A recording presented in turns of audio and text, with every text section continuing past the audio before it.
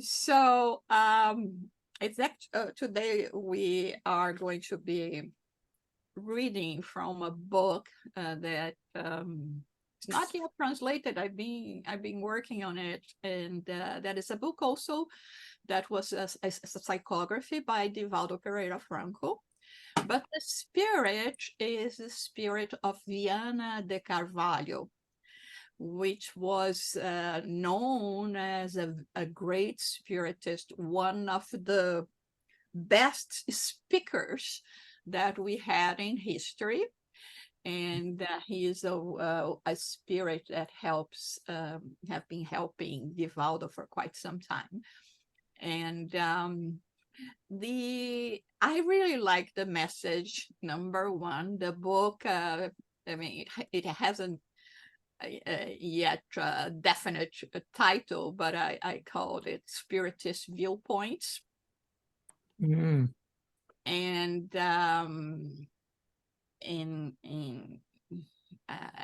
the first message is a salute to Allan Kardec, the Codifier. Oh, wow. So I thought maybe we should do that today. So let me share the screen with you. Again, it's the translation is not ready. Okay, not revised, etc. But I think we can work with that. Of course. So a salute to Allan Kardec, the Codifier, which is beautiful, right? Because when we think about a spirit that is going to talk about the viewpoints of Spiritism and what Spiritism represents and is going to continue representing, I think the first thing we have to talk about is really Allan Kardec, about his work, about what he faced.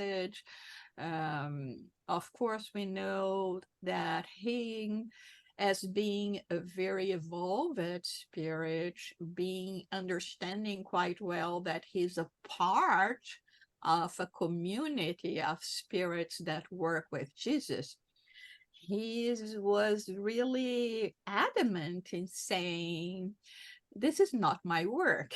It's the work of the spirits, right? It's the work of all the spirits combined, including him. That's why the first book he called it the Spirit's Book.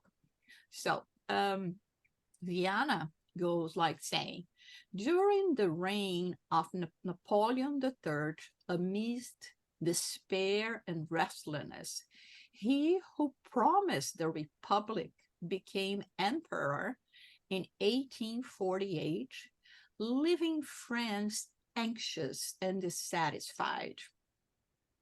In the streets of Paris and the academies, the revolution of ideas seemed to echo the thoughts of Voltaire, Condorcet, Montesquieu, the pre-revolutionaries. Church clashed under the threats of atheistic materialism and nihilistic rationalism, which began to overcome ignorance and dogma. Kardec is summoned to the task of renewing ideas and preparing for the future. The battles began. So there is a message in a book that we have, in the United States Spiritist Federation that is called Light Ahead. It's a collection of texts translated from several books in Portuguese into English, and one of the messages talks about Kardec and Napoleon. And it talks about a spiritual meeting that they had even before Kardec was born, where Napoleon accepted the mission to unify France and to bring a period of peace and to work for, republic ideas that would be much more in tune with the whole purpose of Spiritism. And so it would pave the way for Kardec and the spirits to come with the renewal messages of the, the voices of spirits representing Christ, Jesus, and the world, and of course, according to the laws of nature, the laws of God. And since we know quite well that one thing is having this enthusiasm and thinking, oh, I'm going to do it. Oh, this is a piece of cake. Count on me. I'll be there. I'll be the first in line. Okay. When it comes to really accomplish what we thought at first that would be just the obvious thing for us to do, and especially having the forgetfulness of our commitments once we are enveloped by this physical body. Of course, Napoleon, being a spirit that was accustomed to many incarnations of ruling and dominating and not with necessarily with the aim just of dominating, but people that think I know better. If you follow what I want you to follow, it's going to happen. But then it's according to you, right? So this is what happened, and of course he crowned himself as an emperor. Again, going against the promises of a republic, of being working more in a democratic way. And there was a great turmoil, of course, in the people at the time, because if you remember, we came from a time of the kings, right, and monarchy, and then French Revolution, and now we have an emperor. Okay, going even further to bring Roman Empire back, and this is what was happening at that time in France. There was great discomfort and discontentment with everything that was going on, but Kardec was called to do what he had to do. And of course, that would be clashing of ideas with that would not suit necessarily, the ideas of an empire. And this is how the beautifully written the Vianna put there. The battles begin. We understand here that it's not a battle of, wars in relation to the spirit and the materiality, but a battle that is no less fierce and difficult as well, right? Any question or comment so far? Okay. In the display window of the Gallery of Orleans in the Royal Palace, Mr. Denteux highlights the book of Mr. Allan Kardec. So this is April 18, 1857, when for the first time in a very noble area of Paris, France, there they had a bookstore, and on display you have the book of Allan Kardec, the Spirit's book. It's important to mention that this Gallery of Orleans, the Royal Palace, is just across the street from the area where we have the Louvre, the palace where the kings and queens used to also, and today is a museum, right? The Louvre Museum. So it was in that noble monarchic area that the book was first released. The abbot of Lissano, who represents the intellectual nobility of the free clergy, becomes fascinated by the Spirit's book and asserts that it contains all that is necessary to, when put into practice, lead any creature to heaven. That was a turmoil, right? Because at that time, France was living under what is called a sacred alliance. There were a few countries that gathered together to promote and maintain the thoughts of Christianity, the Catholic thoughts, okay? And there we have a Catholic abbot that comes and say, wow, I'm fascinated by this book of the Spirit. Of course, at that point, I imagine that many, when we're reading the Spirit's book, were not thinking that that would become a body of a doctrine, of a set of knowledges, and etc.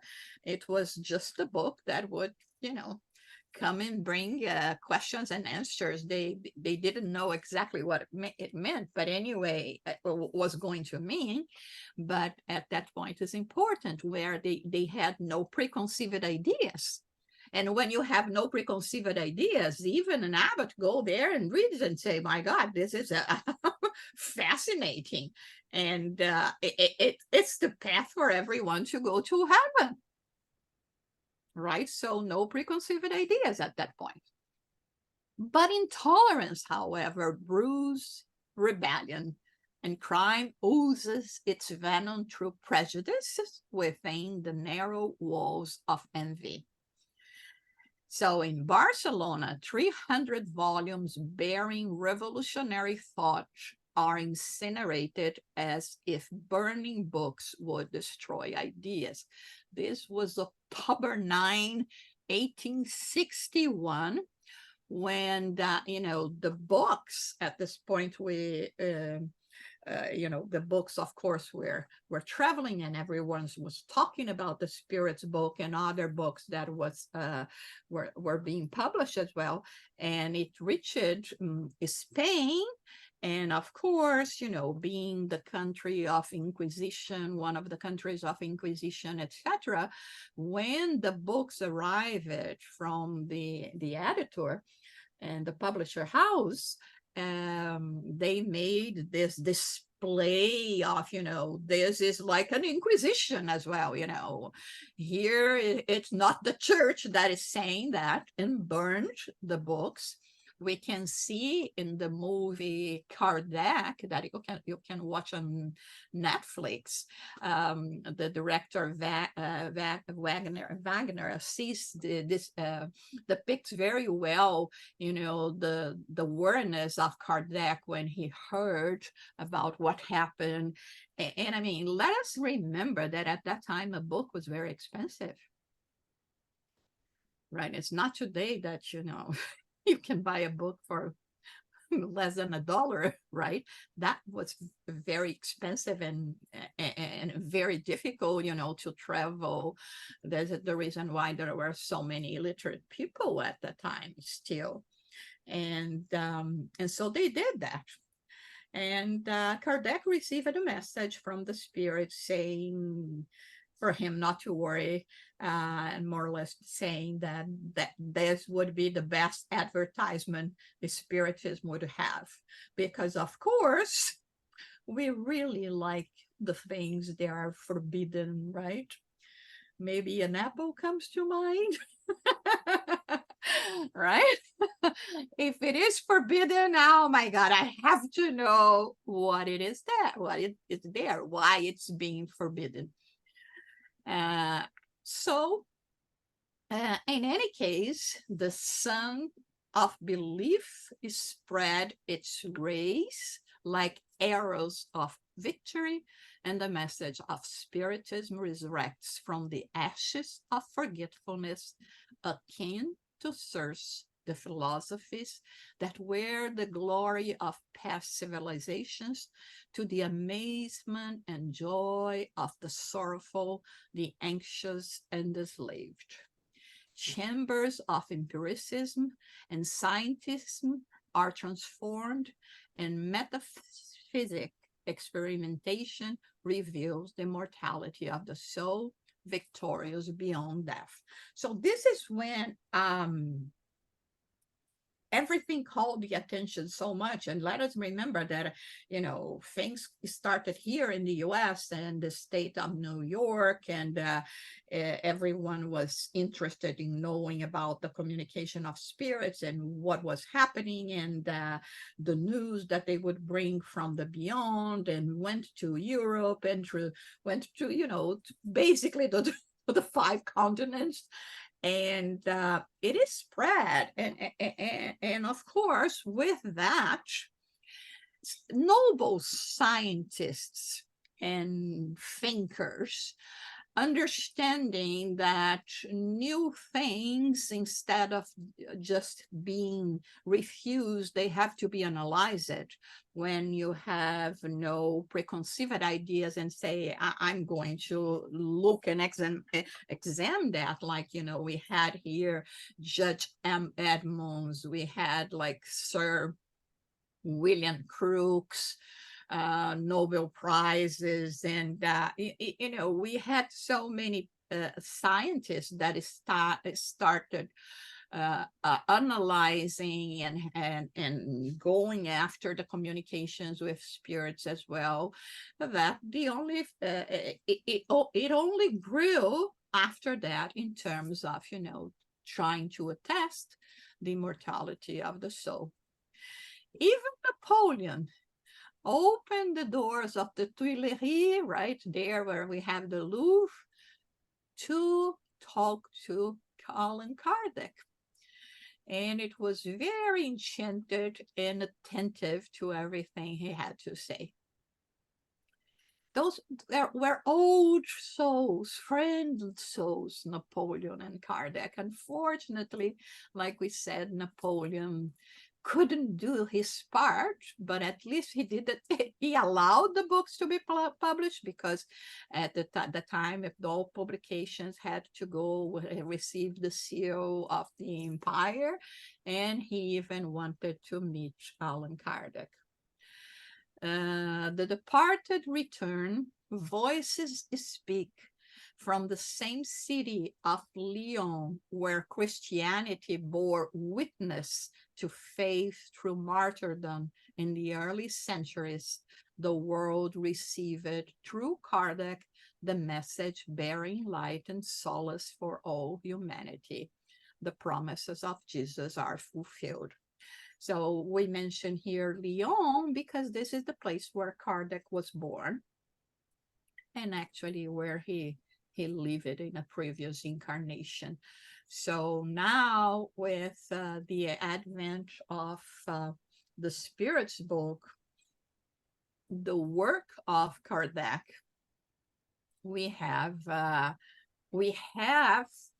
renewal of the teachings of Jesus, and being capable to expand even more in terms of understanding Jesus' messages. Any questions or comments?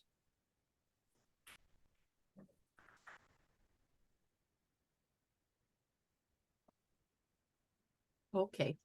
The Paraclete arrives, consoles, and remains. Faith clarifies, endures, and guides.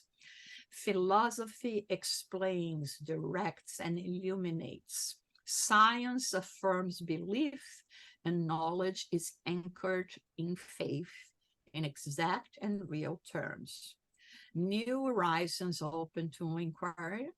Different paths unfold for knowledge. The premises of peace set the guidelines for happiness, and Christ, triumphant and alive, returns to the eager hearts of those who await him in trust. Glory to you, O Kardec, victorious builder of new times. Your joyful and grateful disciples honor and salutes you.